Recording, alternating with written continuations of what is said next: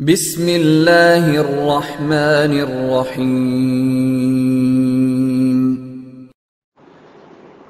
ওয়ালাইকুম আসসালাম রহমতুল্লাহি ওবরাকাতুহ। একজন জানতে চেয়েছেন যে হাদিস শুনেছেন যে ইফতারের আগে দোয়া কবুল হয়, কতটুকুন সত্য? আসলে কথাটা এভাবে সত্য নয়, কথাটা এর চাইতে আরও ব্যাপক এবং মানুষের জন্য আরও সহজ।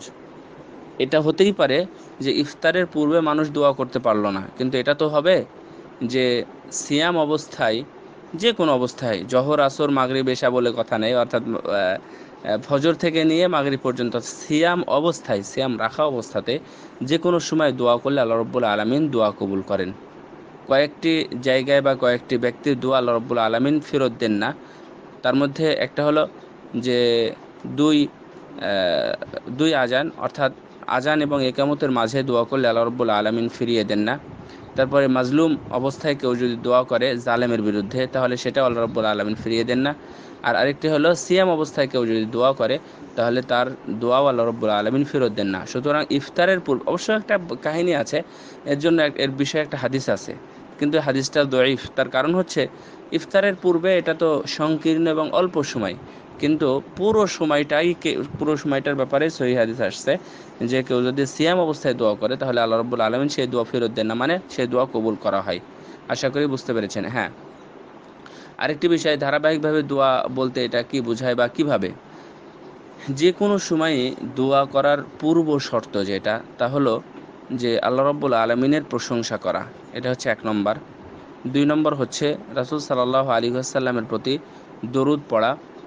আর 3 নম্বর কথা হচ্ছে আল্লাহ রাব্বুল আলামিনের যে সুন্দর সুন্দর নাম আছে, সেই নামগুলো সহ আল্লাহর কাছে চাওয়া। আপনি ক্ষমা চাচ্ছেন, বলবেন ইয়া গফফার, ইয়া গফুর, ইয়া তাওয়াব।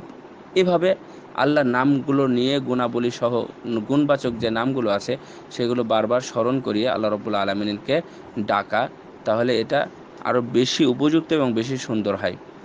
দোয়ার মধ্যে এমন ধরনের কথা বলা উচিত নয় বান্দার জন্য যে আল্লাহ, তুমি যদি চাও তাহলে তুমি এটা দিও, এই কথা বলা উচিত নয়। বরং এই কথাটা বলাটা অনেক ক্ষেত্রে এবং হাদিসের ভাষায় এটা বেয়াদবিও বলা যায়। সুতরাং মানে এভাবে কথা বলা যাবে না। আল্লাহ রাব্বুল আলামিনের কাছে যেটা চাচ্ছেন সেটা চাইবেন।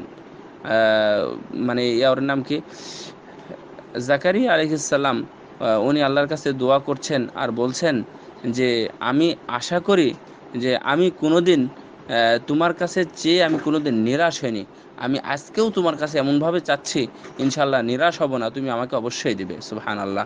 অথচ তার উনি ছিলেন নিঃসন্তান, মানে ওনার সন্তান হয়েছিল না, হতো না। তো যখন বুড়া হয়ে গেছেন, একবারে চুল পেকে গেছে, কোরআনের ভাষায় চুল পেকে গেছে, হাড়গুলো শুকিয়ে গেছে, ওনার স্ত্রীও বন্ধা, মানে নিশ্চিত যে তাদের সন্তান হয়, তাদের মধ্যে হলে ওনার স্ত্রী একজন। তো এমতো অবস্থায় বলছেন যে আল্লাহ, আমি তোমার কাছে চাই, আমি বিশ্বাস করি যে তুমি আমাকে অবশ্যই দেবে। সূরা মারিয়ামের প্রথম খুলে দেখবেন যে কিভাবে আল্লাহ রাব্বুল আলামিনের কাছে চেয়েছেন। আরেকটাও আছে সূরা আল ইমরানের মধ্যেও আছে, 3 নম্বর পারার 13 নম্বর পৃষ্ঠা এবং 14 নম্বর পৃষ্ঠাতে আল্লাহ রাব্বুল আলামিন সেটা উল্লেখ করেছেন। তো আপনারা এগুলো দেখবেন, ইনশাল্লাহ ভালো লাগবে। তো ওনারা চেয়েছিলেন কিভাবে? চাওয়ার পরপরই এসে বললেন, যে ফেরেশতা এসে বললেন যে আল্লাহ রাব্বুল আলামিন তার পক্ষ থেকে আপনার জন্য একটা সন্তানের সুসংবাদ দিয়েছেন। শুধু সন্তান নয়, সেই সন্তান যে পরবর্তীতে নবী হবে, উনি বড় উল্লেখযোগ্য ব্যক্তি হবেন, এবং তার নাম কি হবে? দুনিয়াতে সর্বপ্রথম নামের অধিকারী হলেন উনি, ইয়াহইয়া আলাইহিস সালাম, অর্থাৎ জাকারিয়ার পুত্র।